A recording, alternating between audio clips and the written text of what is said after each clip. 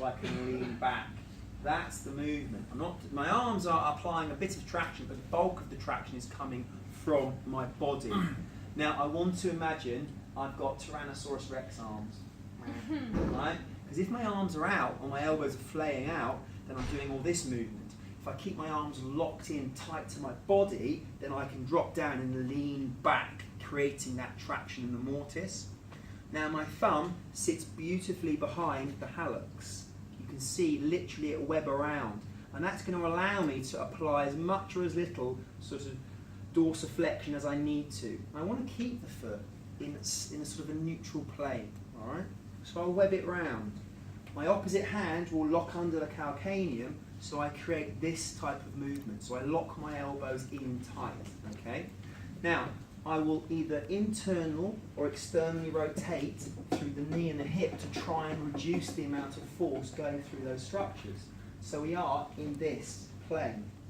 Elbows together, keeping the foot in neutral. Now I lean my body down and I lean my body back. So we start creating a traction through the mortise, okay? I say to the patient, look, hold on to the couch for me, yeah? If they're little, you don't want to pull them right off. Breathe in. As he breathes out, down, and I start to traction back. You see how I keep my elbows tight, drop my body down, and I can just pulse the joint and start to move. Don't be surprised. We're getting some nice movement through there. Don't be surprised if you feel a little click or a connect. Yeah? Like so. Now, from here, the natural progression is to move on to the navicular cuboid. So, can I get you just to, just shuffle up a tiny bit, that's fine.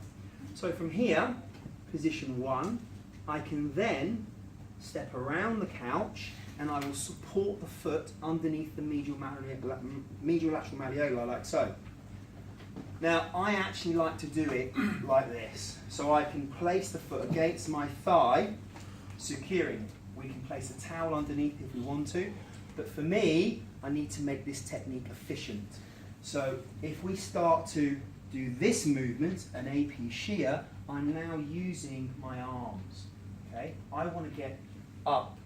I want to lock out. Remember when we did the ribs? We locked out our shoulder and elbow to create this shearing movement.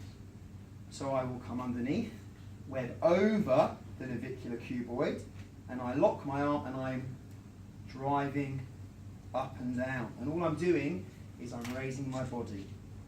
Like so, securing the foot against my thigh, and we start to mobilize through. We can step across onto the cuboid, and I can shear anterior and posterior.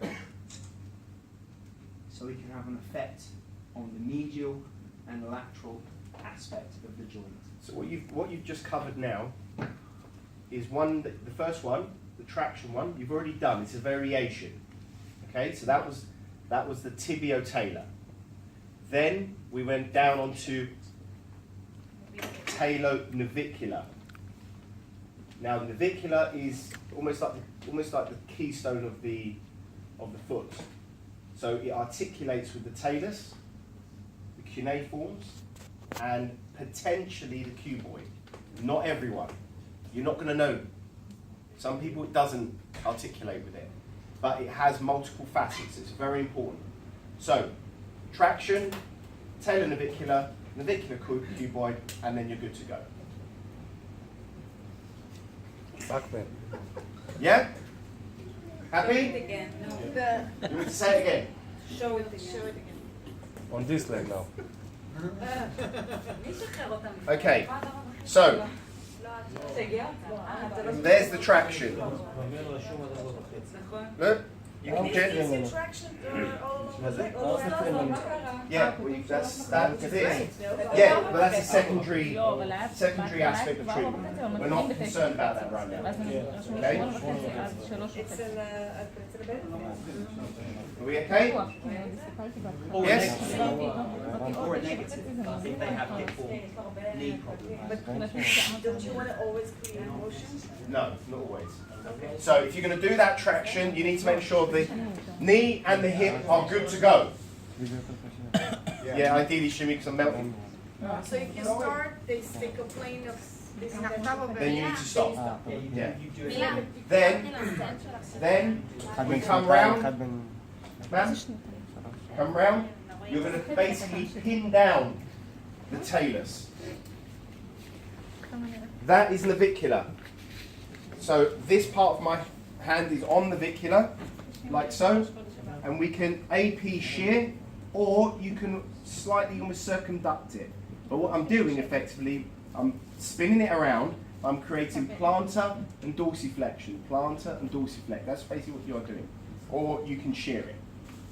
The other way, because we know that potentially there's an articulation between navicular and the cuboid, we pin navicular and the talus down, we come to the cuboid and you're shearing, like this.